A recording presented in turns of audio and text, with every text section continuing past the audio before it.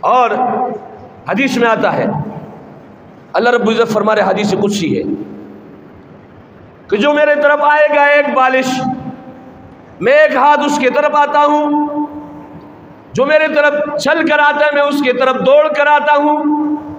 اور رب کائنات کا دربار یہ دنیاوی درباروں کی طرح نہیں ہے کہ رات کو بند ہوگی اور دن کو کھلے گی، اس کا ٹائمنگ 1 گھنٹہ کی ہوگی، ایسا نہیں ہے۔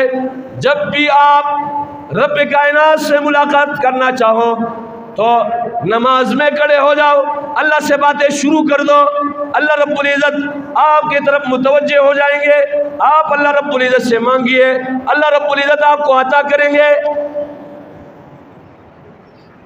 الصلاۃ معراج المؤمن، کہہ رہے نماز یہ مسلمان کا معراج ہے۔ معراج میں کیا ہوا تھا؟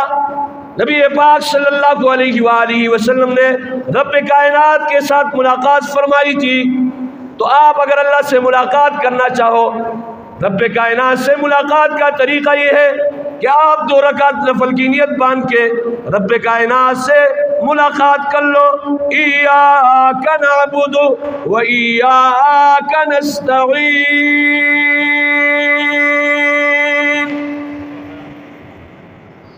یا اللہ آپ ہی کی عبادت کرتے ہیں اور آپ ہی سے مدد مانگتے ہیں۔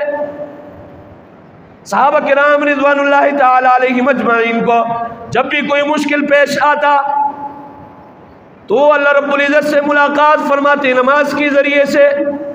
ایک صحابی کے متعلق آتا ہے کہ راستے میں سواری فوت ہو گئی۔ اس وقت کے زمانے میں سواری گاڑی، کار، لینڈ کروزر، پرچونر، اسی طریقے سے ٹرین، جہاز، یہ سواری نہیں ہوا کرتی تھی، گدھے اور گھوڑے اور خچر کی سواری ہوا کرتی تھی۔ تو اس نے رب کائنات سے 2 رکعت میں ملاقات فرمائی اور دعا مانگی، یا اللہ میرے سفر کا ذریعہ یہی تھا، یا اللہ اگر یہ ذریعہ ختم ہو گیا تو میں جو ہے آگے نہیں جا سکتا ہوں، اپنے سفر کو باقی نہیں رکھ سکتا ہوں، لہذا یا اللہ یہ سواری میرا زندہ فرما لے۔ نماز کا سلام پھیرا، رب کائنات نے ملاقات کی وجہ سے اس صحابی کے اوپر رحم فرمایا، اس کی سواری زندہ ہو گئی۔ اور مجھے اور آپ کو آرڈر ہے، فَإِنْ آمَنُوا بِمِثْلِ مَا آمَنْتُمْ بِهِ فَقَدِ اهْتَدَوْا۔ اے مسلمانوں اگر ایمان لانا ہے صحابہ جیسے ایمان لاؤ، ہدایت یافتہ ہو جاؤ گے۔ صحابہ ہمیں کیا بتا رہا ہے؟